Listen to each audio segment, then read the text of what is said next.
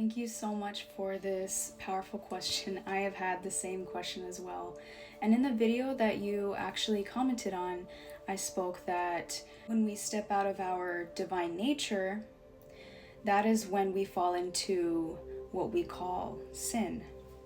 And it's not because we are evil, it's because we forget who we truly are.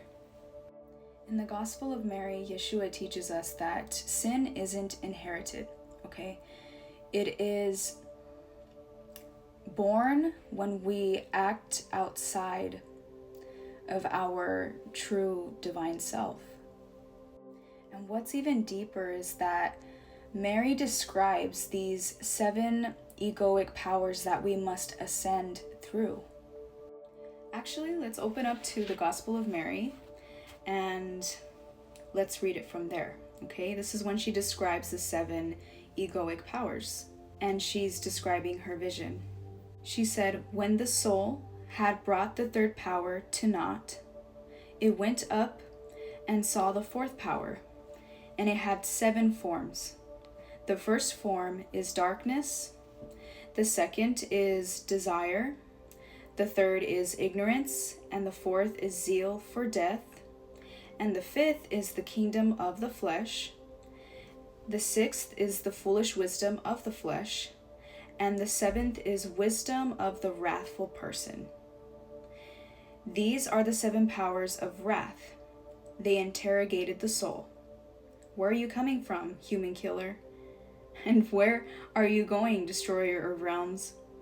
So obviously these powers do not like those that are self-aware of these egoic powers.